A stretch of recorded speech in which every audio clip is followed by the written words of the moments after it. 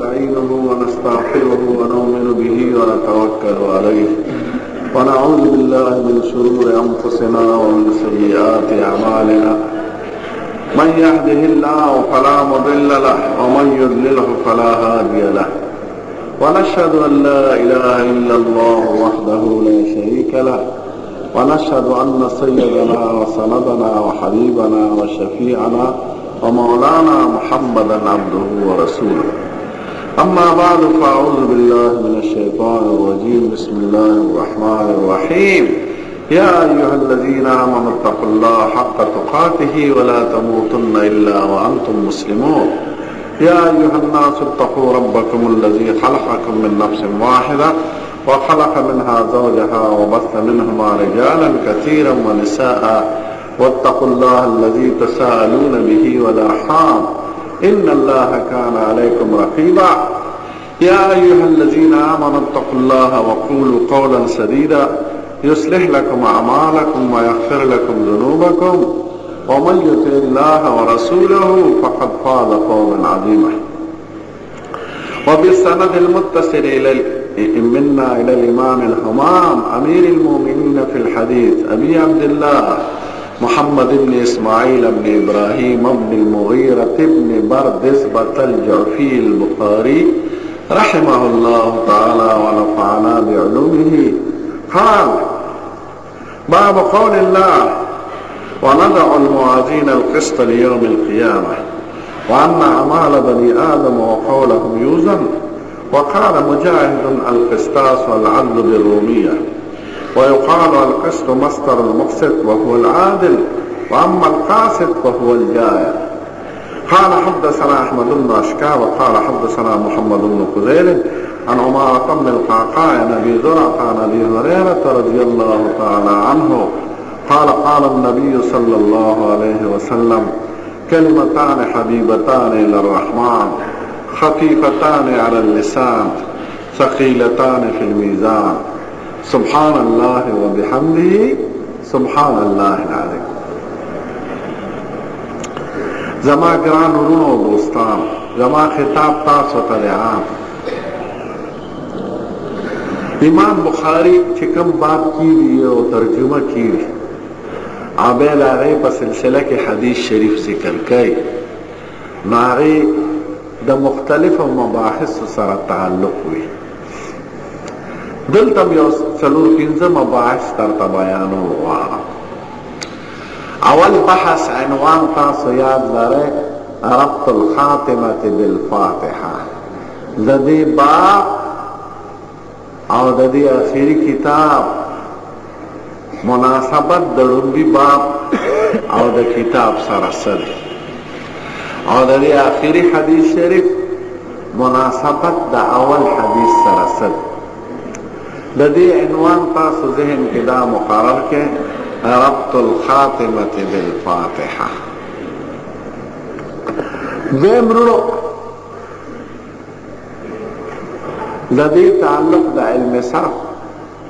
او د علم نحو او د علم لغت سره دی. دریم تعلق هغه د علم اصول الحدیث سره. سلورم تعلق د علم الکلام سره. پنځم تعلق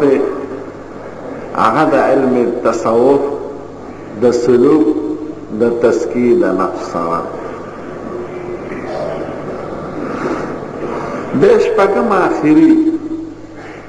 هغه براءة الاختتام دی. امام بخاری په یو مبارک حدیث باندې خپل کتاب ختمول غواړي. دا ولې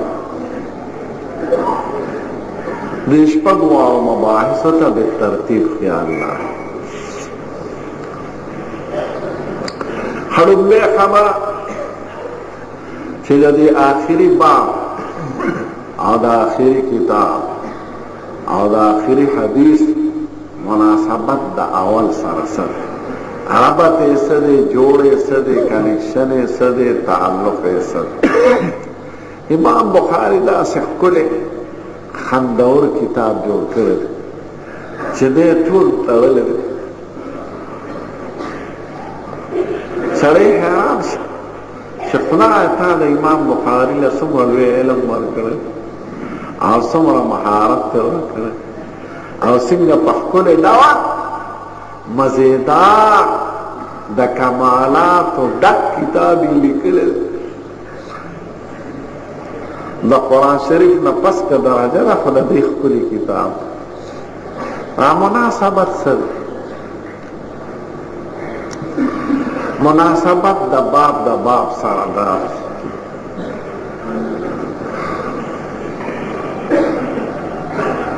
چې اول باب دی باب کیف کان بدء الوحی الى رسول الله صلی الله علیه وسلم د وحی آغاز زموږ کل پیغمبر ته څنګه شوی دی وحی د خدای کلام ته وایي چې یو پیغمبر ته راولېږي کله برای راست او کله بالواسطه کله د خدای پاک او د پیغمبر په منځ کې خبرې کېږي په خپله د عرش او د فرش په منځ کې واحیانا یاتینی مثل سلسله الجرس د دې حدیث وو معناګانې دي یو معنا پکې دا ده چې دا د خدای اواز دی برای راست زموږ ښکلی پیغمبر د خدای نه او کله بالواسطه نو وحی د خدای کلام دی نو دې آخري باب کې د کلام مسئلې ته اشاره کوي او دی وی وان اعمال بني آدم وقولهم يوزن رست یو حدیث دی دا د قول سره تعلق لري او یو مهمه مسئلې ته اشاره کوي ابا د علم کلام په بیان کې درته ذکر کوم نو شروع په وحی کوي آخر کې د کلام د خدای موضوع ته اشاره کوي هدي کلام کې خپل بحث ته ادر پای نو آغاز د مسئلې د کلام الهی نه ده او انتهای په مسئله د کلام الهی ده دومره اجمالا موره بیرته کلام الهی کې دوه خلاف دي یو دا چې خدای کلام کوي که نه کوي دې سره جګړه د معتزله سره دویمه دا چې د خدای کلام خو حق دی د اهل سنتو په نسبت خو زما تلفظ په دې کلام دا مخلوق دی که غیر مخلوق دی دې کې په خپل اهل سنتو کې جګړه وه نو دې دواړو مسلو ته اشاره کوي او دې د حق مسلک ترجمانی کوي چې نه د خدای کلام سره چې زمونږ د کومو اعمالو تعلق دی لکه تلفظ بهذا الکلام تکلم بهذا الکلام قراءت دې کلام او لیکل دې کلام حفاظت دې کلام جهر بهذا الکلام اخفاء بهذا الکلام دا زما عمل دا مخلوق ته نو مسئله دا کلام نشورو دا پا مسئله دا کلام بس کرد دیم نو دا کتاب مناسبت کتاب سراسه ده لنبی دا باب نفس پا بخاری کی کتاب ستیار دی نو کتاب الایمان ذکر ده او آخری پا دی بحثنو پا سر کی کتاب ستیار دی نو دا عنوان کتاب الرد علی الجهمیت و غیرهم التوحید یعنی کتاب التوحید پا آخر کے لئے و کتاب الایمان پا اول کے لئے دا ایمان بنیادی در ارکان دی توحید رسالت و قیامت نو ایمانم پا توحید شروع کی گی آخر کم دا مسئلہ دا توحید رو دا شروع دا توحید دا انتخاب پا توحید دا موتاسو تخیبره چه دا مسلمان جل دا توحید پا میز کی دی دا توحید نے شروع دا پا توحید ختمی دلی دا پیغمبران طول وحی اگا شروع دا توحید دی وإلى نوح عادا وإلى عاد أخاهم وإلى ثمود أخاهم هودا قال يا قوم اعبدوا الله ما لكم من إله غيره ہر پیغمبر اول کی چی قوم تا خطاب کئی ادا خدای دا توحید نشورو کئی نو دا وحی آغاز پا توحید دا بید ایمان عنوان شو نو آخری پا توحید در تختمائی کستاسو پویلی پا حدیثو کی دے طالبانو تا معلوم آرہ چې د سنت او د فجر کې دا دو سورتونه دا وینا سنت تا قل یا ایها الکافرون او قل هو الله احد دې ته سورتین د توحید وایي ځکه سنت د سبا اول مونځ دی چې په آغاز د ورځې کې کېږي او بیا وتر آخري مونځ دی چې د شپې کېږي د هغې په آخر کې دوه سورتونه دا وینا سنت ته په لومبي کې سبح اسم ربک الاعلی په دویم کې قل یا ایها الکافرون او په دریم کې قل هو الله احد نو دا دوه سورتین د توحید په آخر کې راغلي دي ځکه دا خوب مثال د مرګ لري نو چې سړی راویښ شي یو نوی ژوند ته خدای ورکړي خدای دې خوب ته مرګ وایي الله یتوفى الانفس حين موتها والتي لم تمت في منامها فيمسك التي قضى عليها الموت ويرسل الاخرى الى اجل مسمى نو چې سړی راویښ شي اول عبادت کې به د توحید اقرار او چې ودکیږي د وتر آخري مونځ کې به د توحید اقرار نو د مسلمان جان د خدای د توحید نه شروع کیږي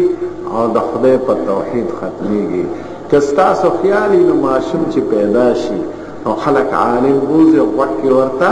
کلمه شهادت او اذان وایي نو د توحید اعلان ورته په غوږونو کېږي او چې سړی مري نو دا سنت ته د ټول علماء په نس چې وکي به ورته کلمه د شهادت وایي تلقین مړي ته سنت دی دا کلمه د شهادت چې هغه توحید دی دا به ورته ووایي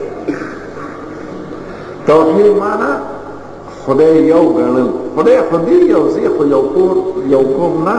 خو ته به عقیده دا لرې چې خدای په خپل ذات کې او خدای په خاصو صفتونو کې چې هغه پورې خاص دی او خدای په خپلو کارونو کې شریک نه لري ذات خو ټول مني خو بعض ځناور خدای پاک سره په صفتونو کې مخلوق شریک کوي لکه خدای پاک هر ځای کې معنا دی مونږ چې چرته یو نو د خدای معیت راته حاصل دی خدای حاضر ناظر دی دا صفت د مخلوق وي دا خدای سره په خاص صفت کې شرک دی خدای غایبانه آواز اوري بغیر د اسبابونه دا صفت د مخلوق ویل دا خدای پاک سره شرک دی خدای پاک د دې اسباب او تابع نه دی ماورا الاسباب هغه امداد کوي د هر مخلوق دا امید دبل چانه لرل دا د شرک قسم باران خدای واره زرغونه خدای کوي زوی خدای ور کوي لور خدای ور کوي جند او مرګ د خدای په لاس کې دی انبیاء کرام د خدای نه اولاد غوښته دي ابراهیم علیه السلام وای قال رب هب لي من الصالحين فبشرناه بغلام حليم او زكريا عليه السلام وای وزكريا اذ نادى ربه نداء خفيا او به خدای ولا زیر ورکړ نو داسې زونه دا د خدای پاک په صفاتونو خاصو کې او د خدای پاک په خاصو کارونو کې مخلوق خدای سره شریک کینا ذات په اعتبارم خدای یو دی د صفاتونو خاصو په اعتبارم یو دی او د خاصو کارونو په اعتبارم یو دی او یو عالم اسباب دی د عالم اسباب دا مسله نو شروع د کتاب الایمان د توحید نه او اخرین په توحید ختمه توحید ورې هم رکن دی په ایمان کې دوی کې به تسبب نه کوي نه به د چا وهم پرستو پسې دی نه د خلقو بدعات او خرافات او شرکیاتو پسې خدای په شرک ډېر سخت خفه کېږي ان الله لا يغفر ان يشرك به ويغفر ما دون ذلك لمن يشاء ومن يشرك بالله فقد افترى اسما عظيما ومن يشرك بالله فقد ضل ضلالا بعيدا زنا معاف کوي قتل معاف کوي شراب څښل معاف کوي غلا معاف کوي چې وغواړي خو د شرک په باره کې قطعي فیصله ده چې شرک نه بخم نو تا ما ته دا ښایي ګورې خیال کوه د توحید د لارې نه پترس نه شي امام بخاری شروع په توحید کوي انتهام په توحید بیا د حدیث مناسبت د حدیث سره رمبی حدیث ته انما الاعمال بالنیات هغه کې دا ښیي چې د عملونو دار مدار په نیت او آخري کې داسې حدیث مبارک راوړي چې د عملونو د وزن او د طول پکې ذکر دا بدریو خبرو ته اشاره دي او د دواړو منځ کې دا مناسبتونه دي چې د عمل شروع په نیت کېږي اول سړی نیت وکړي 2 رکعاته فرض لمونځ ګزار یا سنت نو شروع د عمل د نیت نه او آخري معامله د عمل هغه د قیامت فرض به په طول وي نو عمل میانس کی شو نیت تے اول شو طول پا آخر کی شو شورے پا نیت اکرا میانس کی ناکولا نقشد عمل لا او دس بدے داسی مز بدے داسی روجہ بدے داسی زکاة بدے داسی حج بدے داسی معاملات بدے داسی چه طول ختم شو دا با بید قیامت پرستلی کی نو اول نیت شو میانس کی عمل شو بیا وزن شو نو په اول کې حدیث ته نیت ذکر دی په آخر کې حدیث ته وزن د اعمال دا یو دویم دا چې دنیا کې دار مدار د عملونو په نیت دی که نیت د فرض فرض دی که نیت د نفل نفل دی که نیت صحیح وي عمل صحیح دی که نیت فاسد نو عمل دی خراب دی او د قیامت فرض دار مدار د عملونو هغه په طول دا کم عمل چې ټول درون شي نو که د نیکو درون شو خو کامیاب او که د بدو درون شو نو سپیره نو دنیا کې د ارمدار د عملونو په نیت آخرت کې د ارمدار د عملونو په طول څلورم دا تاسو ته ښایي چې دنیا کې عمل کې د نیت صحیح وي نو هلته به د قیامت په ورځ د نیکۍ معامله درنه او که دنیا کې د نیت خراب وي په یو عمل کې موز کې خو چې خلک راته شیخ وایي حج کې په دې غرض چې خلک راته په حجره کې ځای پرېږدي او ستې راته وایي حاجي صاحب حاجي صاحب د کټ په سر کې مې کښېنئ او په جرګه کې مې مشر کړئ که دا نیت دی نو معامله یې خرابه ده ځکه د قیامت په ورځ د خدای په دربار کې د دې څیزونو قیمت نشته شهرت سمعت ریا دا معامله خرابه خدرم بے خبر شوه ربط الخاتمة بالفاتحة دا آخر مناسبت دا اول دیمه مسئله دا لغت سره تعلق لري صرف نحو سره او دا علم اللغت سره امام بخاری تاسو کمالیم دی او تاسو کمالیم هم دا چې دی د حل د لغاتو عاشق دی داسې کمال یې کړی دی په دې خپل مبارک کتاب کې چې د ټول علومو سره د سړي مناسبت پیدا کېږي خو که دې علی وجه البصیرت دا ووایي بخاری شریف چې چا رښتیا زده کړه بکل معنی الکلمه نو تقریبا ټول علوم پکې راځي اسلامي علوم او چې بخاری شریف کې زده نو ته د ټول جهان عالم هر وطن ته چې لاړ شې که هدایه دې زده کړه خو فقه حنفي سره تعلق لري هغه عمل چې فقه حنفي پکې نه هغې کتاب ته فایده نه کوي بخاری د ټولو مسلمانانو کتاب دی الحمدلله او د ټولو علماو کتاب په مخ د ځمکې چې څومره علما دي څومره مسلمانان دي څومره اسلامي درسګاهونه او مدرسې دي څومره اسلامي فرقې دي ټول په نظر کې بخاری لوی اهمیت لري نو بخاری داسې جامع کتاب دی چې دا مې زده کړ یو خو بین الاقوامي عالم بشي الحمدلله دویم دا چې د ټولو علومو سره به د مناسبت راشي دې صرف او نحو او لغاتو ته ډېر اهمیت ورکوي زموږ عالمان وایي د صرف او نحو او د لغت زده کول واجب دي ځکه قرآن او حدیث ژبه عربي ده نو چې د عربي قواعد ته نه معلوم نو ته به مسائل څنګه معلوم ډېر دا داسې ځناور طالبان د ضربه زیدون ترکیب نه ورځي او دوی د اجتهاد دعوه وکړي که امام ابو حنیفه هم سړی او زمو سړی الکه که په ناطقیت کې د امام ابو حنیفه سره شریک حیوان ناطقون نو مونږ ته د حمار سره شریک کوو چې په حیوان کې هغه سره دا مې لیدلي دي یو واسطه مې ورسره راغلی ده صرف او نحو باندې به نه پوهېږي او دی به د هغې د اجتهاد کوي ښه دې باب کې دې دغې ته اشاره کوي موازین لفظ راغی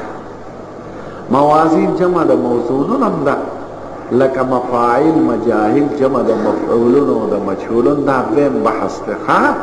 او موازین جمع د میزانون هم راځي میزان صیغه د اسم عالی ده نو که موازین جمع د میزان کې معنی دا ده چې د قیامت پر ورځ به ډېرې تلي د هر امت دپاره به جدا تلي او که جمع د موزونون کې نو موزونات به ډېري نو دلته د تلې په بیان کې چې جمع راځي تله په یوه ده خو په اعتبار د موزوناتو سره به ګڼئ د قس لپاره راغی دا قس په ترکیب کې صفت دی د موازین اوس د طالبانو یو سوال دی چې موازین خو جمع ده او قس مفرد دی نو مفرد صیغه ده دا صفت د جمع څنګه راځي نو د دې دوه جوابه کوي زمونږ طالبان اول دا چې قس مصدر دی نو مصدر صفت د جمع او د مفرد د ټولو راځي دویمه دا چې قس سره یو مضاف مقدر راوباسه ونضع الموازین ذوات القسط د عدل والا لیوم القیامه دا لام په معنا د فی سره دی فی یوم القیامه یا لام اجلیه دی لیوم القیامه ها قسطاس قسط پس لا حل د لغاتو کوي د قسط په لفظ کې درې څلور الفاظ راغلي قسط قسط قسط قسطان دی او یو پنځم لفظ هم د ذکر کا قسطاس قسط ته وایي قسط صیغه د مصدر ده باب د نصره او د ذهب دواړو نه استعمالیږي قسط یقسط او قسط یقسطو قس عدل تم وایي او قس ظلم تم وایي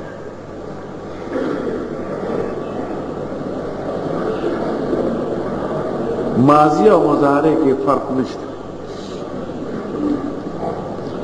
نو قسط ازداد نه دی ازداد هغه فعل ته وایي چې په متضادینو باندې اطلاق کېدی شي څوک وایي نه قسط وایي برخې ته نصیب ته حصې ته نو که خپله حصه بل له ورکړي نو دا قسط په معنا د عدل سره شو او که د بل برخه ځان له قبضه کړي نو دا قسط په معنا د ظلم سره شو بل لفظ دی پکې قصد قصد به خالص ظلم ته وایي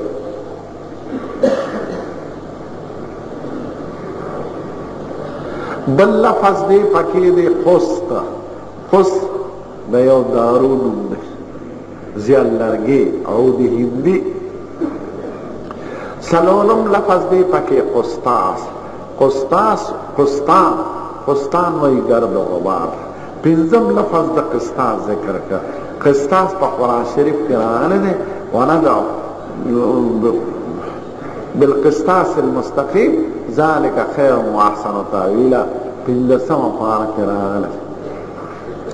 قسطاس څه ته وایي قسطاس عدل ته وایي او میزان العدل او اقوم الموازین ته دی وایي قسطاس عدل ته وایي په رومي ژبه کې دلته یو بله مسله پېښه شوه چې رومي خو عربي ژبه نه ده نو په قرآن شریف کې غیر عربي الفاظ شته او که نشته دا د صرف او د نحوې او د لغاتو هغه بیان نو دې باره کې د علماو درې رایې دي اوله رایه دا ده چې قرآن شریف خالص عربي دی دې کې غیر عربي لفظ نه دی راغلی ځکه خدای وایي بلسان عربي مبین اوس که دا دویلی چې بالرومیه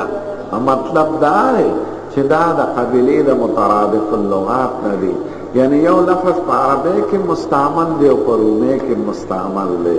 نو په قرآن شریف کې چې مستعمل شوی دی د عربی په حیثیت ټیک ته رومي کې استعمالیږي. لکه صابون منګه پښتو کې صابون وایو، عربی کې وایو، فارسی کې وایو، اردو کې وایو. نو دا څنګه چې عربو صابون د پښتنو نه راغشته دی، نه دلته دلته یا زعفران یا تنور،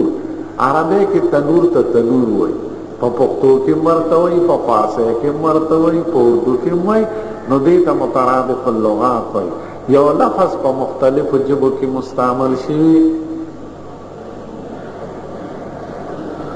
دی وخت کې په مختزمه کې 300 او 400 ژبې استعمالیږي. عربی کې چې کوم کمالات خو یې ښي دا په بله ژبه کې نشته. نو دا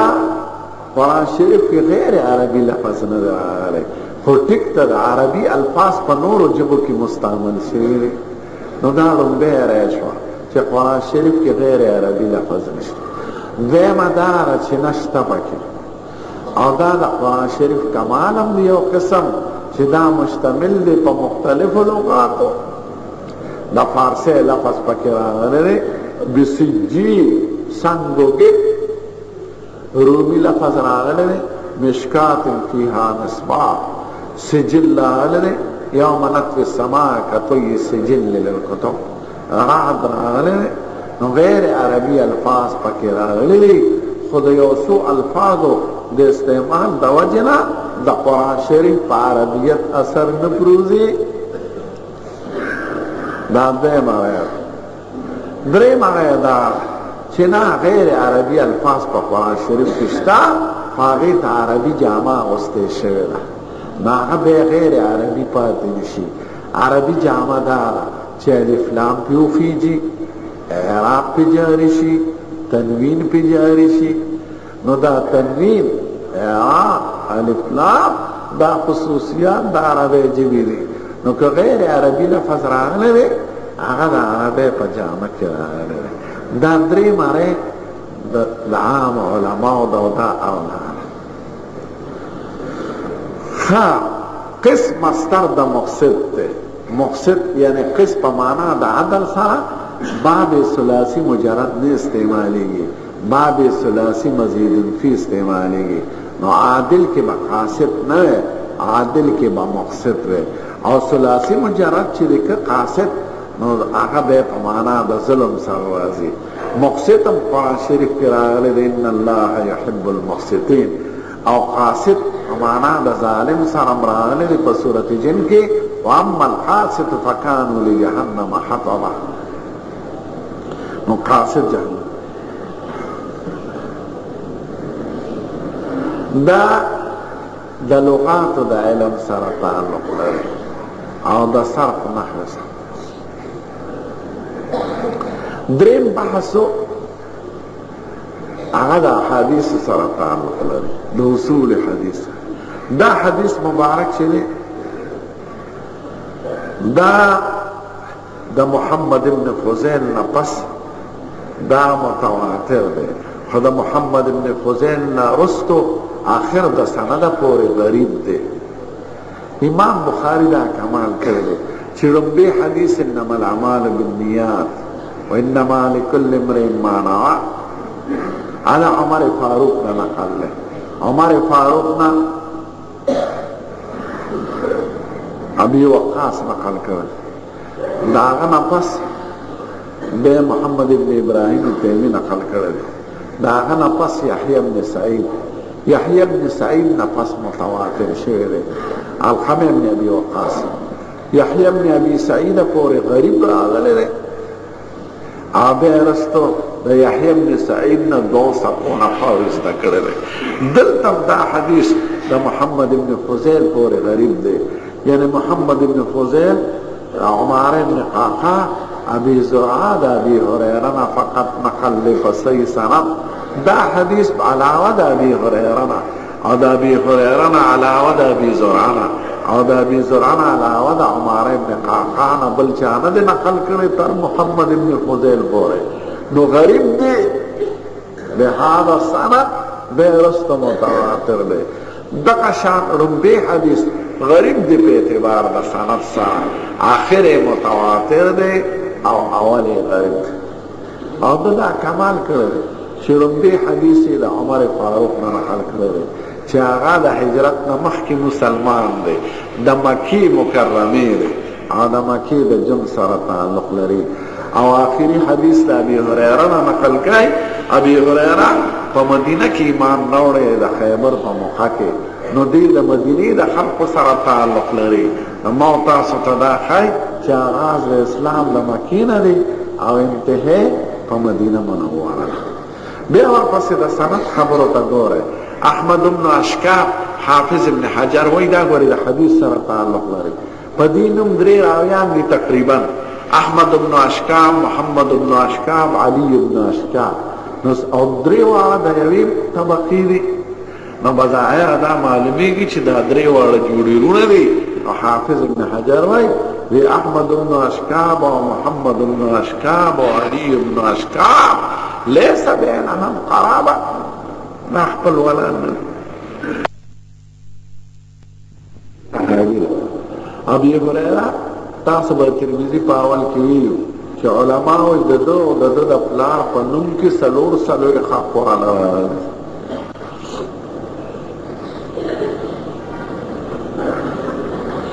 مشهور ده چې د اسلام نه مخکې نوم یې عبد شمس به حضور مبارک ولا عبدالرحمن کې خاص او کنیه باندې مشهور دی ابو هريره عبد الرحمن ابن سحر الدوسی د چې ایمان راوړ د یو کم دیرش کاله عمر او د یمن د دوس قبیلې سره تعلق لري د مور نوم یې دی امیمه او د پلار نوم یې دی سخر د حضور مبارک سره درې نیم کاله صحبت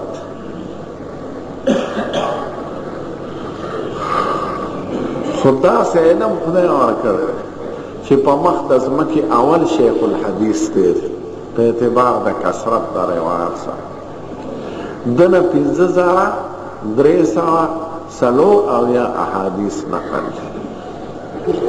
بعض خلق به د په جون کې وي او اوس هم داسې نږدې زمانو کې خلک تیر شوي دي چې د ابو هريره پر روایاتو اعتراضات کوي چې دا ولې د دومره ډېر نقل لیدي څلور واړو یارانو نه ابو بکر عمر عثمان علي نه 1140 احادیث نقل او د ده نه یوازې 5340 نقل کېږي د هغې صحبت ډېر دی د مکې د ابتدا د جنت تا وفاته پورې حضور سره صحبت کړی او د ده نه چې درې نیم کاله صحبت دی د ده نه دومره ډېر نقل کېږي د څلور واړو یارانو د احادیثو نسبت یوازې د ابي هريره احادیثو ته د 27% دی 20 په سلو کې تقریبا څلورمه حصه دا ولې نو پخوانو خلقو چې څه ویلي وو ابو هريره ورته په خپله جواب کړی دی خو موجوده زمانه کې د مصر کې یو سړی تېر شوي دی ابو ریا او کتاب دی الادواء علی السنه منکر حدیث یو بل تیر شوی دی احمد امین دا هغه فجر الاسلام ضحى الاسلام ظهر الاسلام کتابونه دي هغه منکر حدیث شانتی او معتزلی مزاج او نور داسې زناور تیر شوي هغې په ابو هريره تیر ما سره په کمره کې یو خارجي دوه خارجیان طالبانو په مدینه منوره کې بازی نو دا خوارج د خدای پاک دیدار نه مني نو ما هغه ته ویل چې تاسو ولې د خدای دیدار نه منئ وی دا ابو هريره ویلي دي نو ما یا ابو هريره ګناه وکړه زمون بعضو شاذ فقها بعض خبرې کړې دي چې محققین او احناف او علما غرض کړی دی دا خبره غلطه ده دلته غیر فقيه ویل دا صحیح نه دی فقيه دی قاضي پاتې شوی دی ټیک د فقاهت کې درجات وي د عمر اسپر اصبروا لا تتكلموا بشيء يا اخوان. نو ابو هريره نا دمرا حدیث نقل دی او د سلور واو یارانو بل شان نقل دی دا اول نو دی د شیاطین الانس والجن دی په ابو هريره اعتراض اواز خلق دا په زمانہ کې ویلو ابو هريره به جواب کو اوله دا چې سید المحبوبین ما ته دعا کړې نو چې دعا چاته وکړو پاتې شو. ما ورته یو ځل وی صاحب حافظه مې کمزوره وه وی صادر ولیکه حضور مبارک داسې لاسونه د غیبو د خزانو نه راډک کړل او زما په صادر کې کېښودل وی دا صادر غونډ کې او سینې سره ولګه وی د هغې نه پس رانه څه نه یېرېدل. دیمه دا ده وی زما صحابرونه دو قسمه یا مهاجرین و غیب تجارت کو مازار تبتل او یا بانسوار و غیب زمیداره کوله او زبا پا جماعت کی پروتم پا صفحه کی آغی مجالسو کی بحاضرم چکم کی باغیرو نکم ما سیاد کردی دی گناه نکرده او زیم دا جیوانا امام بخاری تشپک لکا حدیث یاد او دا مستدرک دا حاکم پا بارکی ہوئی چه لس لکا حدیث ورطا یاد نشپک لکا سلور لکا لس لکا یادول دیر دی او ناشنا دی که 15,000 او 300 سلور آیا وزائغین ہمیشہ دا خبری کئی. ابو هريره باندې انتہا دا حدیث تا نو دا حدیث دا ابتداء غریب دی او غریب کامل دی فرد مطلق دی او پا آخر کے متواتر دی لکڑن بی حدیث شریف آغا فرد مطلق دی و غریب کامل او پا آخر کے متواتر دا درین بحثو. سلورم بحث هذا علم کلام سره تعلق لري. امام بخاری دا حرف امام دی الحمدلله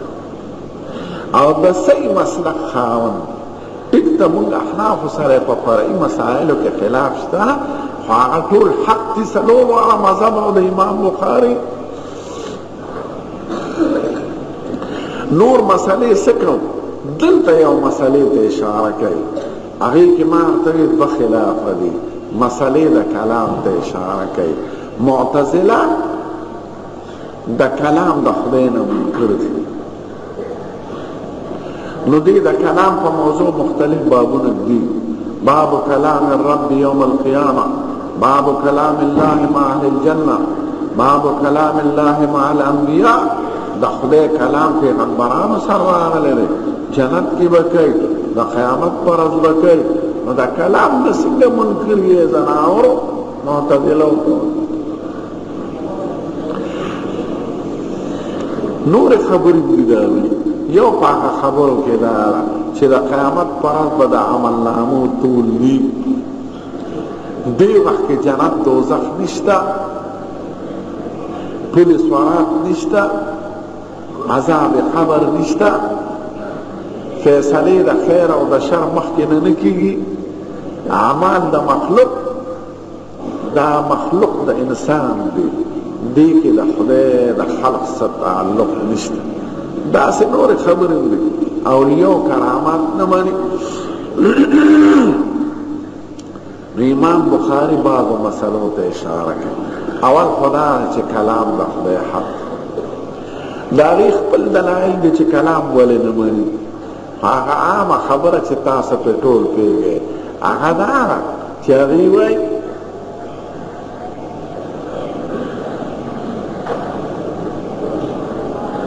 چې خبره خو خبرو لا غاښونه پکاري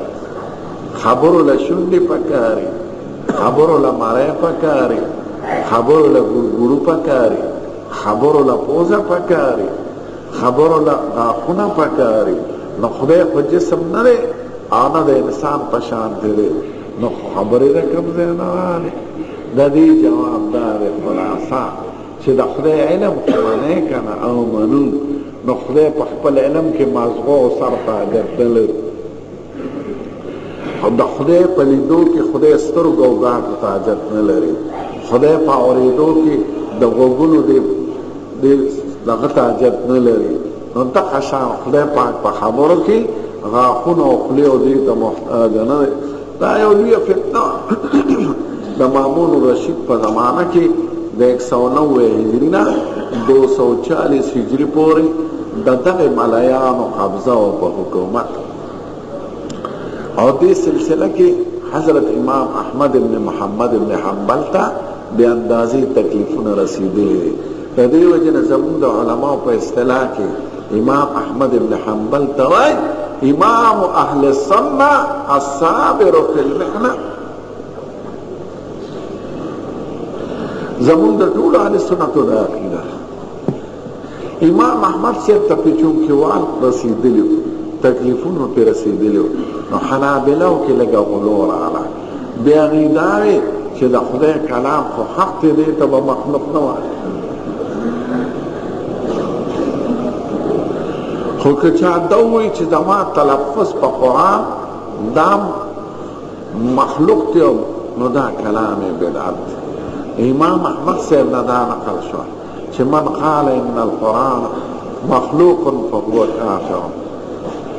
او که چا دوی من قال لفظي بالقرآن مخلوق فهو مبتدع امام بخاری وایي دې مسله کې تاسو له غلو كلام بخدای حق بشك وبشبه فتلفظ بهذا الكلام قراءة هذا الكلام دا صفت دا انسان دے عمل دا انسان دے او خدای وی پنست قرآن کے واللہ خلقکم وما تعملون خدای تاسم پیدا کری استاس عمال پیدا کری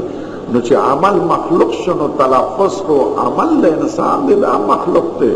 قراءة القرآن الجهر بالقرآن الاخفاء بالقرآن دا طول حق تے او آخری کم دیتا اشارہ کئی چه اقوال دا انسان بدتا تلیل کی نو که قول دا مخلوق نوی نو دا بدتا تلیل کی دیسی کا دا غیر مخلوق سستول خدا دی دا سستول لردی چه تیو کی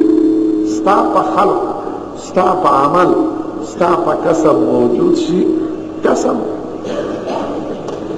نو دغه مسلې ته اشاره کوي بیا د عملونو ټول ته اشاره کوي ضمناً ګوره هغه تردن للباب راغلی ده بنیادي مقصد د مسله د کلام ده ځکه په دې کې د خپلو سره جګړه راغلی وه او چې سړي د خپلو سره جګړه راشي نو مسلې سخته شي بعض استادانو سره مخالفت د ده مسلک هغه دی چې د حضرت امام ابو حنیفه دی حضرت امام ابو حنیفه وایي چې قرآن د خدای کلام د غیر مخلوق ولفظنا به مخلوق لفظنا معنا تلفظنا به نه په معنا د ملفوظ او سره خدامه مسله چې ورته اشاره کوي چې د قیامت پر ورځ به عملونه تلل کیږي معتزله هغه ولې نه مني نور دلائل نور څه کوي خو یو څرګند دلیلونه دي چې عام خلک کوي اوله دا وایي چې د خدای پاک ټول ته ساجت دی خدای ته خو څه معلوم دی ټول خدا غ سلیکار دی چې چاته د یو څه حقیقت نه معلوم د چابړي فروش د دکاندار د ترکاری فروش نو خدای ته خو څه معلوم دی نو تدلیس نه دیمه دا چې ټول خدا شکیږي چې هغه ټوس وي جسم لري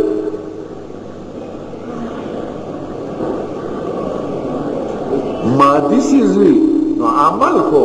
یو حدث دی یو فعل دی یو عرض دی یو کیفیت دی دا خو شکل نه لري نو دا څنګه تللی نو دې په ثابتۍ او د ثبوت دپاره دوه قسمه دلیلو ته اشاره کوي اول دا چې دا په قرآن ثابت دی دویم دا چې په احادیثو د مصطفی ثابت دی نو زمونږ د ټولو عقیدو بنیاد په قرآن او په حدیث دی او په قرآن او په حدیث کې چې څه شی راشي هغه د عقل نه خلاف دی النقل الصحیح لا يعارض العقل الصریح، چې صحیح نقل وي هغه د عقل نه خلاف وي. خدا د دوړو دلیلونو خبرو جوابونه. اوله دا چې خدای پاک تلی په دې حکمت چې د شخص ته معلوم شي چې ما سره خدای ظلم نه کوي. خدای ته عدل ډېر زیات خوښ دی او انصاف ډېر خوښ دی. نو د قیامت پر ورځ به عدالت وي او خدای پاک به په خپله فیصلې کوي. مدعی براشي، مدعی براشي، دوان براشي، پیغمبران براشي، صحیفې براشي، دا براشي. نو دا وزن به په دې کېږي چې د خدای عدل څرګند شي، چې زه بغیر وجې څوک عذابو منه. که یو بنده ته تکلیف ورسېږي چې هغه خپله ځان ملامته کوي، او که خدای څوک معاف کړي چې د خدای د نعمتونو شکر ادا کړي. دیمه دا چې ټول دپاره عالمان یو درې رایې وایي او دا درې رایې د دریو احادیثو نه معلومېږي. اوله دا ده چې د خود اعمالو به ټول کېږي. که اعمال اعراض او کیفیات دي نو خدای پاک به هغې له مناسبې تلې جوړې کړي. دنیا کې دې وخت کې اعمال او اعراض تللې کېږي، اواز تللې کېږي. بعضې د ټیپونو ته م کتلي دي چې د رڼا چتېږي کمیږي، د اواز سپیډ ښایي، حرکت ښایي، د جزونو بلندي تللې کېږي، د باران د نزول اندازه کېږي، تبه تللې کېږي په ترمامیټر، بجلی تللې کېږي. هغه څیزونه چې په سترګو نه ښکاري مثلا او دغسې ټوس څیز نه دی او ثقیل څیز نه دی، هغه انسان تلي. ولله المثل الاعلی، د خدای لوی صفتونه دي، خدای پاک به اعمال وکړي. دویم د یو حدیث نه او عام علما په دې دي، امام بخاري هم دا رایه خوښه کړې ده، وان اعمال بني آدم وقولهم یوزن، د ده اعمال به په خپله تللي کېږي. دویمه دا چې نه اعمال به په اشکالو په شکل کې څرګند شي. نو د خراب عملونو به بد شکلونه وي او د نیکو به ښکلي شکلونه وي، هغه به تللي کېږي. د قیامت پر ورځ به ډېر څیزونه هغه په بل قسم شکل کې څرګندېږي، لکه مرګ به د ګډ په شکل څرګند شي، او دین د کمیس په شکل، او جون د اس په شکل، او قرآن شریف د نوجوان په شکل، او دا دنیا به د زړې پودړې مکارې ښځې په شکل، او سورت بقره و آل عمران به د دور یدو یا د دو مارغانو د سیل په شکل، او شریعت به د پولیس واران په شکل. نو چې شکلونه بدل شي، د مزد به جدا شکلی، د زکات به جدای دا بوتللی شي. درېمه دا چې عملنامې به تللي کېږي، کتابونه بیا پکې اشکال څه پاتې نه شي. هلکه لار کلاو پرېږدی ښه په لار. نو کتابونه چې تللي کېږي نو بیا پکې هغه اشکال ختم شو. خرونو دا پولیسواران په کوم ځای کې، دا پولیسواران دا د جنت او د دوزخ آخري حد دی چې ټول حساب کتاب وشي نو آخري به پولیسواران دي. پولیسواران داسې شکل دی لکه په سټیشن کې چې د پل شکلي، داسې خطلي نو بیا داسې خطلي نو بیا داسې خطلي. د پولیسواران د لاندې دوزخ دی او د پولیسواران د مخکې جنت دی. نو چې معامله په پولیسواران تیریږي، دوزخیان به پکې وردرس چې ورکوځي او څه به په کندو راښکلي شي او جنتیان به ترې پورې وځي. ګورې هر انسان به په پولیسواران تیریږي. دا د خدای بیان دی په قرآن شریف کې. خدای وایي وَإِن مِّنكُمْ إِلَّا وَارِدُهَا كَانَ عَلَىٰ رَبِّكَ حَتْمًا مَّقْضِيًّا ثُمَّ نُنَجِّي الَّذِينَ اتَّقَوْا وَنَذَرُ الظَّالِمِينَ فِيهَا جِثِيًّا. هر انسان به یو ځل په دې تیریږي. چې څه خلک راپاسي تاسو او مونږ، نو اول به د حوض کوثر مسله وي، ځکه تږي به بیا به د حساب کتاب د پاره عمل نامې تقسیم شي، هر سړی به وګوري. بیا به د حساب کتاب د پاره خدای پاک نزول کوي د عرش معلا سره میدان د قیامت ته، په هغه شان سره چې د خدای د شان سره لایق وي. د عرش معلا یوه خپه به د بیت المقدس کې هغه ګټه چې ده په صحرا په هغې به پرته وي. بیا به ګمان پېښ شي، بیا به حق او باطل چې معلوم شي، نو آخري مسله به په طول ختمیږي. د طول نه پس یا جنت یا دوزخ. نو اوله پوړۍ د قیامت پاس د حوض ده، او آخري پوړۍ د قیامت پاس هغه د میزان ده. خط طول ته به څوک ولاړي. نو دې باره کې درې روایات دي. یو نه معلومیږي چې آدم علیه السلام به ولاړ شي، دویم نه معلومیږي چې ملک الموت اسرائیل علیه السلام به ولاړ شي، دریم نه معلومیږي چې جبریل علیه السلام به ولاړ شي. ما د خپلو استادانو نه اورېدلي دي چې دا درې واړه خبرې په خپل ځای صحیح دي. آدم علیه السلام به هم ولاړ شي ځکه چې د ده د اولاد مسله ده، او ملک الموت به هم ولاړ شي، د هغه حیثیت د پولیس انسپیکټر دی، پولیس والا مجرم نیولی نو پولیس عدالت ته پیش کیږي. او جبریل علیه السلام به هم ولاړ شي ځکه وحی او قانون هغه راوړی دی، نو هغه نه به تپوس کوي چې دا عمل په نیکو کې راولو که په بدو کې. د ده حیثیت د مفتی اعظم دی، اټارني جنرل، هغه هم عدالت کې پیش کیږي. نو درې واړه به ولاړ شي. بیا به ټول څنګه کیږي؟ نو څوک وایي لکه د عام طول په شان به ټول وي، څوک وایي نه هلته معامله الټه ده، چې کومه درنه تلی هغه به بره خیږي، او چې کومه سپکه تلی هغه به لاندې. یعنې د نیکو هغه چابړې چې دی هغه به بره کیږي. الیه یصعد الکلم الطیب والعمل الصالح یرفعه. او د بدو اعمالو هغه چابړې به ښکته کیږي. دنیا کې خو معامله یو شانتې ده،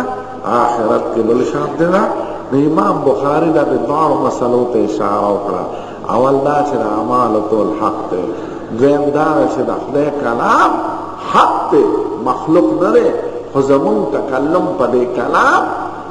دا مخلوق دی ځکه دا عمل د انسان دی، او دا به مونږ ته تللی کېږي، او په دې ثواب او عذاب بنا دی. نو که دا زمونږ عمل نه وي دا به مونږ ته تللی کېږي څنګه؟ آخری خبر مارتوی تعلق د علم تصوف د سلوک سره دا حدیث مبارک چې دی کې کلمه دا ذکر ده، او ذکر خو بنیاد دی. الذين يذكرون الله قياما وقعودا وعلى جنوبهم ويتفكرون في خلق السماوات. بیا پکې د خدای صفات راغلي دي. د خدای صفاتونه دوه قسمه دي، یو ته صفات ثبوتی وای، دویم ته صفات سلبی وای. صفات ثبوتیو ته صفات د اکرام وای، لکه علم، قدرت، اراده، سمع، بصر، د اوه اته صفتونه تر تکوینه پورې. او صفات سلبیو ته صفات د تنزیه وای، او صفات د جلال وای. نو په دې سبحانه سبحانه کې اشاره د صفات جلال ته، او بحمده او عظیم کې صفات د اکرام ته اشاره. چې دا کلمې سړي وای د خدای په ټولو صفتونو د خدای ستاینه وکړه.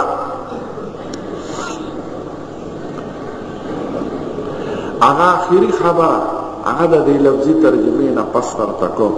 نو دې ته ګوره، باب قول الله تعالی، خدای پاک وای ونضع الموازین القسط لیوم القیامه.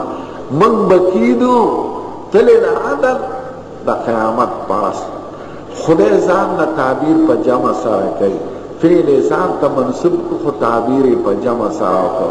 زموږ عالمان وای کوم فعل د خدای کې چې د ملائکو دخلي، یعنی د ملائکو په واسطه کول غواړي، نو هلته تعبیر په جمع سره کېږي. نو چونکې دا کار به ملائکي کوي او حکم به د خدای وي، نو تعبیر په جمع سره وکړه. ونضع الموازین القسط لیوم القیامه. د قیامت پر ورځ به تلې د عدل کیدو، فلا تظلم نفس شيئا وإن كان مثقال حبة من خردل أتينا بها وكفى بنا حاسبين. دا سورة انبیاء کی آیات تے فولسم پارکی دا سے آیاتون دیر راغلی دی. خدای وی نحم پارکی سورة عراف کی والوزن يوم يزن الحق فمن ثقلت موازينه فأولئك هم المفلحون ومن خفت موازينه فأولئك الذين خسروا أنفسهم بما كانوا بآياتنا يظلمون. اور تلسم پاکی فأولئك الذين خسروا أنفسهم في جهنم خالدون تلفح وجوههم النار وهم فيها كالحون. نو دا وزن دا اعمال باندازې آیتونه وان اعمال بني آدم وقولهم يوزن دا انسان عملونه او اقوال بتلل کی. تاسو به حاشیه کې کتلی چې اعمال جمع وره او په متن کې قول مفرد دی دا حواله. نو وجه دا چې اعمال تعلق د مختلفو جوارح سره دی، د لاس سره، د خپې سره، د سر سره، او د قول تعلق صرف جبې سره دی. نو په اعتبار د مصدر او مخرج عمل جمع شو او قول مفرد شو. او په حاشیه کې اقوالم جمع.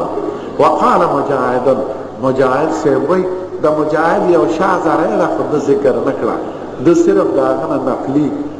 لفظ کې مساله نقل کړه. د مجاهد سے برای دا چې د قیامت پر بطول نوی دا وزن د اعمال عبارت د عدل نه. خدای به د عدل فیصله وکړي. نو د خدای دا کلام په مجاز عمل کړی. نو دا ته اشاره نکړه د مجاهد درې شاذره په دې باب کې د ناغه صرف لفظي خبره نقل کړه. وقال مجاهد ابن جبر المکی شاگرد عبد الله ابن عمر دی وی القسطاس والعدل بالرومیه د قسط په مناسبت کې قسطاس ته اشاره کوي چې په صورت بنی اسرائیل کې راغلی وزنوا بالقسطاس المستقيم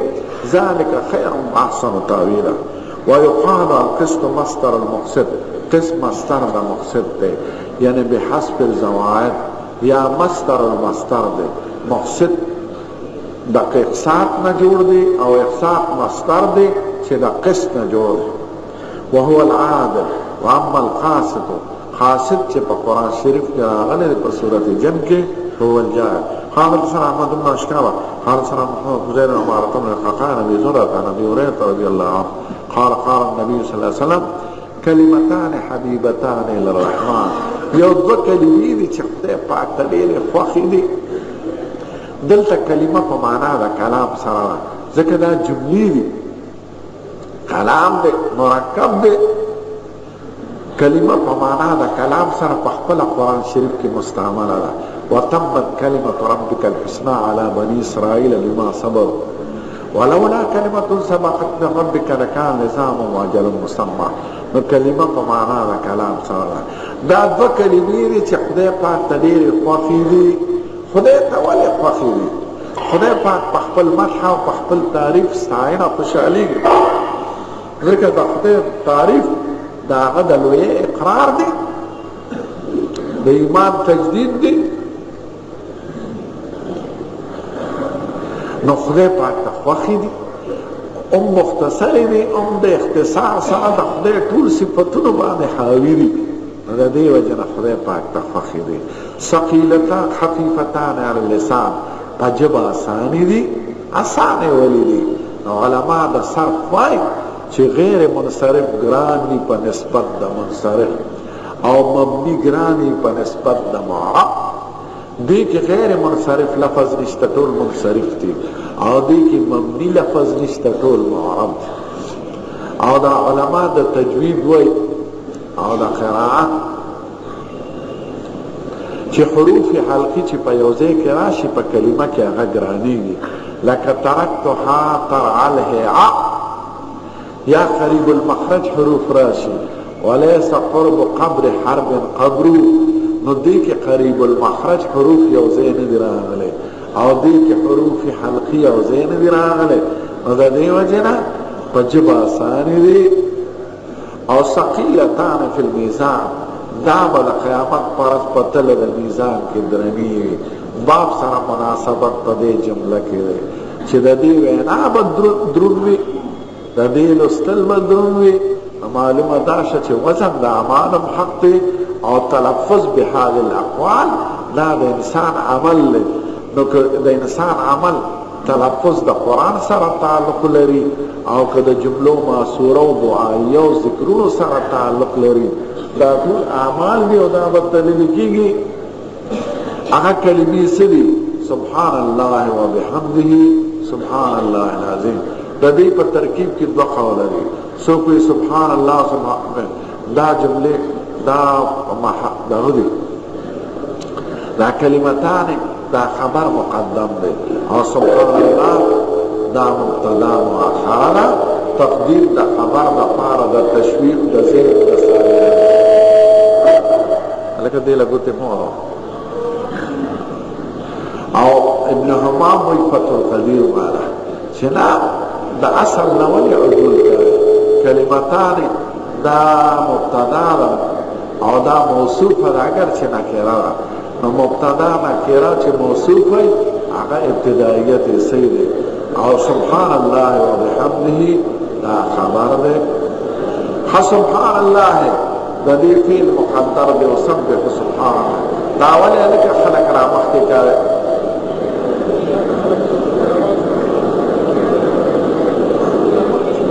بس کی تاسو پاکی کو پتا باس کینے پخپل زی کینے دا سڑی کینے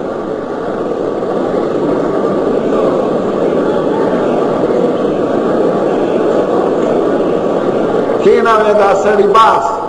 وقتی نم ولی نرادن نکو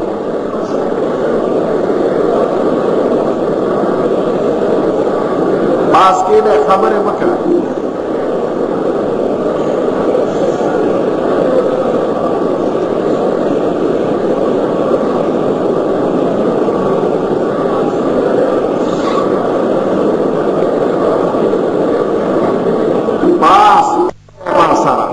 سبحان الله و بحمده